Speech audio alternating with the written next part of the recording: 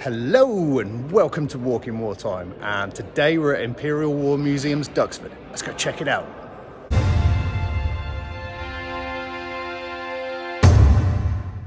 Over the years, Duxford Aerodrome has been beloved by the UK and people from around the world for its incredible collection of aircraft and aviation history, to shows and events and curation. But if we look further back, we can see the bravery and heroism of the RAF and United States Army Air Force crews who flew from this station. Built in 1917, Duxford was one of the earliest Royal Air Force stations. After the First World War, it was kept as a training school, then from 1924 a fighter station. Duxford was the first home to the No. 19 Squadron, which were the first to be re-equipped with a new Supermarine Spitfire, and the first Spitfire to be flown into Duxford in August 1938. The 19th Squadron later moved to RAF Falmere.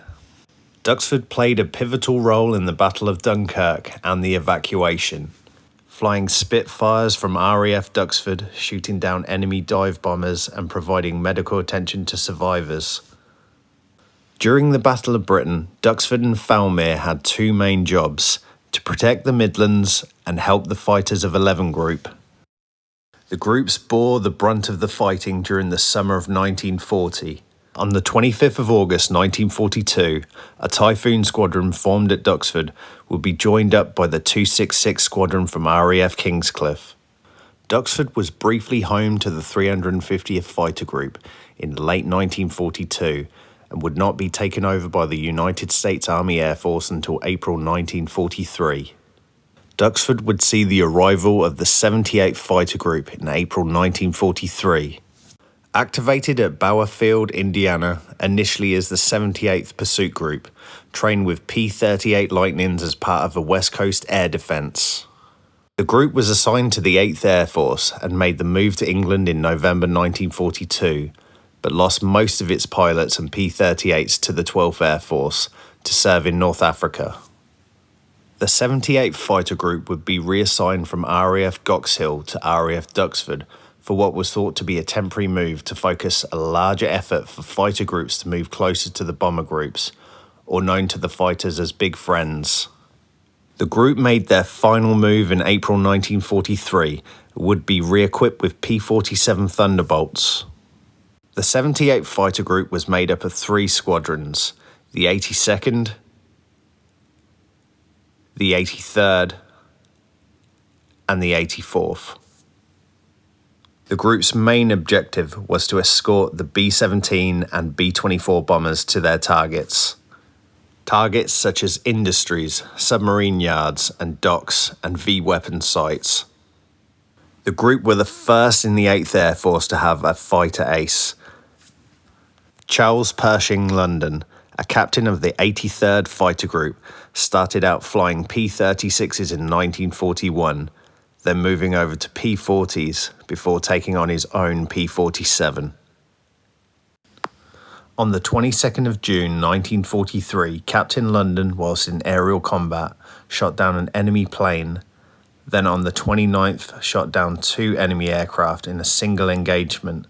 Then on the 30th of July 1943, he again shot down two more enemy aircraft, making the total of 5 victories. He became the first American ace in the European Theatre of Operations and would receive the Distinguished Service Cross. The 78th Fighter Group flew their first mission on the 13th of April 1943 to seek out enemy aircraft as a fighter sweep over the French coast. It would not be until May of that year that they would start flying escort for bombers. The 78th Fighter Group would take part in Big Week from the 20th to the 25th of February 1944 and would also support in the Normandy landings in June 1944 and then the breakout at St. Lo in July. The group would convert from their P-47s to P-51 Mustangs in December 1944. Other missions flown by the group were the Battle of the Bulge, the airborne assault across the Rhine, and Operation Market Garden. Duxford, with the harsh East Anglian weathers, became a damp and muddy airfield, which gave it its nickname, the Duck Pond, in late 1944. The group would be awarded 2 unit citations, the first for their missions in the support of airborne forces in Holland between 16th to 23rd of September 1944, and the second for successfully strafing aircraft on 5 airfields near Prague and Pilsen on the 16th of April 1945. The group's final mission would be the 25th of April 1945, flying escorts for bombers.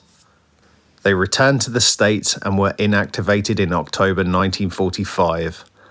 After 450 missions, 80,000 hours flying, and 338 enemy aircraft destroyed, the 78 Fighter Group showed the Luftwaffe they were up against a formidable enemy and rose above the foe.